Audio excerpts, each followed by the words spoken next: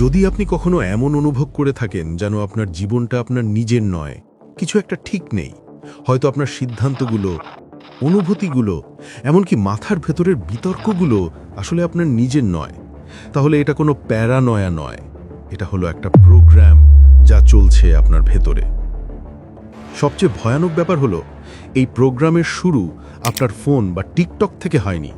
এ শুরু হয়েছিল 100 বছরেরও বেশি আগে, লন্ডনের এক শান্ত অফিসে, যেখানে স্যুট পরা কিছু মানুষের মস্তিষ্ককে এমনভাবে মানচিত্র করছিল যেন সেটা এক মেশিন যেটাকে তারা নিজের ইচ্ছে মতো রিওয়্যার করতে পারবে।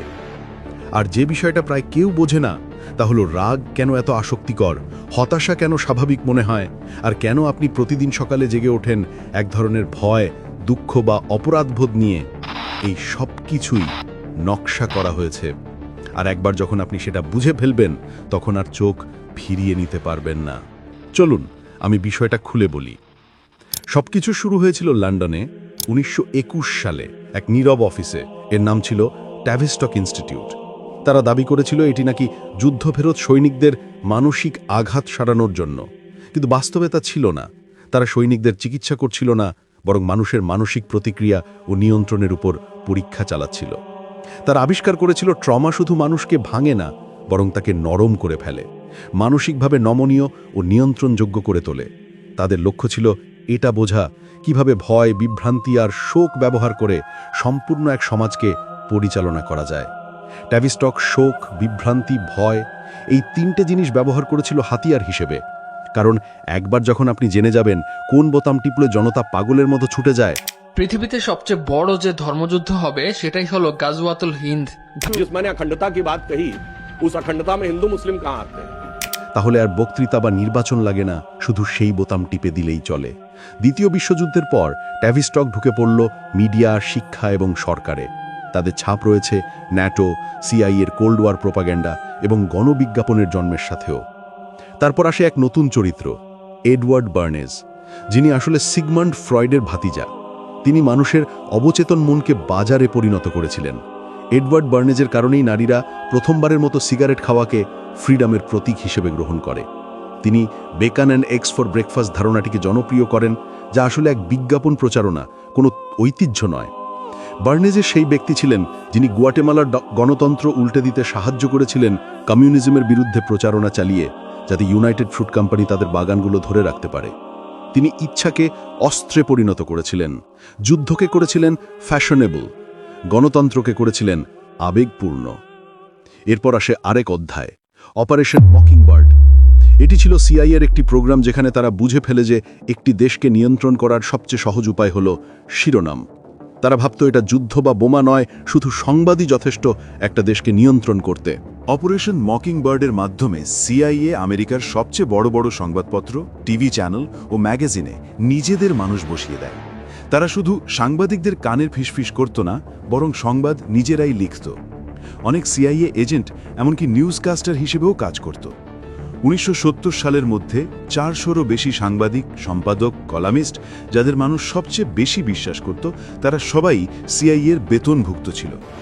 এইভাবে সিআইএ পুরো মিডিয়াকে নিয়ন্ত্রণে নিয়ে আসে। আর এরপরেই শুরু হয় আর এক ভয়ঙ্কর প্রোগ্রাম, এমকে আল্ট্রা, যেখানে সিআইএ হয়ে ওঠে একদম ম্যাড সায়েন্টিস্ট। মানুষের মন নিয়ে সরাসরি পরীক্ষা নিরীক্ষা শুরু হয়। তারা মানুষের উপর অদ্ভুত সব পরীক্ষা চালাতো, অনেক সময় এমন মানুষের ওপরও যারা এতে অংশ নিতে রাজি ছিল না। এই পরীক্ষার মধ্যে ছিল ইলেকট্রোশক থেরাপি, ঘুম না দিতে বাধ্য করা, অত্যাধিক মাত্রায় এলএসডি প্রয়োগ, এমনকি সেন্সরি আইসোলেশন। এর উদ্দেশ্য ছিল মানুষের মনকে সম্পূর্ণভাবে ভেঙে ফেলা, যতটা সম্ভব পরিষ্কার ও নিখুঁতভাবে মস্তিষ্ককে খুলে দেওয়া। আর এই প্রকল্পের মূল লক্ষ্য ছিল পরিচয় মুছে ফেলা। মনে রাখবেন, 1950-এর দশকে তারা হয়ে উঠেছিল মানুষের পরিচয় মুছে ফেলার বিশেষজ্ঞ। এই সময়েই কানাডায় একজন মনোচিকিৎসক ছিলেন, ডক্টর ইউএন ক্যামেরন। তিনি তার রোগীদের এমন এক ভয়ঙ্কর প্রোগ্রামের মধ্যে ফেলেছিলেন যাকে তিনি বলতেন সাইকিক ড্রাইভিং। এই প্রোগ্রামে তিনি রোগীদের কানে লাগাতার রেকর্ড করা বার্তা বাজাতেন, একই সাথে তাদের উপর প্রয়োগ করতেন ড্রাগ ও ইলেকট্রোশক থেরাপি, যতক্ষণ না তারা নিজের নাম, পরিচয়, এমনকি নিজের শরীর ব্যবহার করাও ভুলে যেত। অনেক রোগী ভুলে গিয়েছিল কিভাবে হাঁটতে হয়, কিভাবে বাথরুম ব্যবহার করতে হয়, এমনকি তাদের পরিবারের লোকেরা কারা তাও ভুলে গিয়েছিল। 1970 সালে যখন এই ফাইলগুলো ফাঁস হয় তখন সাধারণ মানুষ স্তম্ভিত হয়ে যায়। কিন্তু ততক্ষণ পর্যন্ত এই পরীক্ষাগুলো ইতিমধ্যেই বিশ্বজুড়ে সামরিক ও মিডিয়া নীতিমালার অংশ হয়ে গিয়েছিল। এই পদ্ধতিগুলো অত্যন্ত কার্যকর ছিল, আর নৈতিকতা বা মানবিকতা তাদের কাছে কোনো বিষয়ই ছিল না। এখন সময়টা একটু এগিয়ে আনুন আজকের যুগে। আগে তারা পিল ব্যবহার করত, এখন তারা ব্যবহার করছে পিক্সেল। আজ তারা যে ফার্মেসি ব্যবহার করছে তা হলো আপনার নিজের মস্তিষ্ক। তারা ব্যবহার করছে আপনার নিজের নিউরোকেমিক্যালস, আপনার নিজের নিউরোট্রান্সমিটারগুলো আপনার বিরুদ্ধেই। আর এই ডোজ এখন আর মিলিগ্রামে মাপা হয় না, এটা মাপা হয় আপনি দিনে কয়টা হেডলাইন, হ্যাশট্যাগ, নোটিফিকেশন আর ভিডিও দেখলেন তার ওপর ভিত্তি করে। ট্যাবিস্টক তৈরি করেছিল বিভ্রান্তি, বার্নেজ শিখিয়েছিল কিভাবে সেটা বিক্রি করতে হয়। মকিংবার্ড সেই বিভ্রান্তিকে বিশ্বব্যাপী সত্যে পরিণত করেছিল, আর MK আল্ট্রা মুছে ফেলেছিল সমস্ত সাক্ষীকে।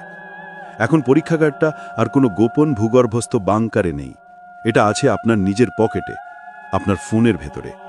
আপনার প্রতিটি সোয়াইপ, প্রতিটি পজ, প্রতিবার যখন আপনার চোখ 1 সেকেন্ডের জন্য কোনো ছবিতে বা ভিডিওতে থেমে যায়, আপনার নড়াচড়া, স্নায়ুতন্ত্র, প্রতিক্রিয়া সবকিছুই এক অ্যালগোরিদম দ্বারা মানচিত্রিত হচ্ছে। আর এই কাজটা আপনার উপকারের জন্য নয়, বরং তাদের স্বার্থে।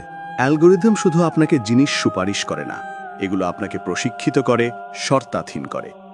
এটা বহুবার প্রমাণিত হয়েছে। ওরা শেখে কিভাবে আপনার স্ট্রেস হরমোন বাড়ানো যায়, কি আপনাকে চমকে দেয়, কি আপনাকে রাগায়। তারপর তারা আপনাকে সেই বিষয়গুলোই বেশি বেশি করে খাওয়াতে থাকে, যতক্ষণ না আপনার নিউরোভাস সিস্টেম সম্পূর্ণ তাদের নিয়ন্ত্রণে চলে যায়। আপনাকে শেখানো হয় কি নিয়ে উদ্বিগ্ন হতে হবে, কাকে ঘৃণা করতে হবে, কিসে ভয় পেতে হবে, ধীরে ধীরে কোনো প্রতিরোধ ছাড়াই। অবশেষে আপনার মাথার ভেতরের চিন্তাগুলো আপনার নিজের থাকে না। রাগ হলো মানুষের মধ্যে টানার সবচেয়ে সস্তা ট্রিগার। তাই ইন্টারনেটে সবকিছু যেন আগুনে জ্বলছে।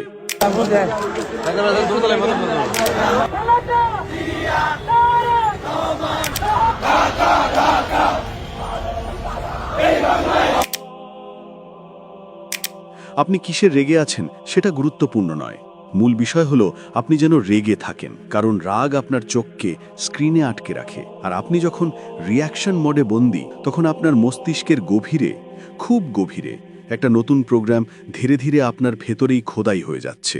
যদি আপনি এখন চারপাশে তাকান, দেখবেন কেউই ঠিক নেই। উদ্বেগ এখন মানুষের স্বাভাবিক অবস্থা হয়ে গেছে। শিশুরা কৈশোরে পৌঁছানোর আগেই হতাশাগ্রস্ত, বয়স্করা কেবল কার্যকরভাবে বেঁচে থাকার জন্যই ওষুধে নির্ভরশীল। বুকের মধ্যে যে অদ্ভুত ভয় বা ভারী অনুভূতি আপনি টের পান, মানুষ সেটাকে বলে অ্যাংজাইটি। কিন্তু আসলে সেটাই হলো প্রোগ্রামটি যেমনভাবে বানানো হয়েছিল ঠিক তেমনভাবেই কাজ করছে। একটি বিক্ষিপ্ত, ক্লান্ত, বিভক্ত জনগোষ্ঠী কখনোই প্রতিরোধ করতে পারে না।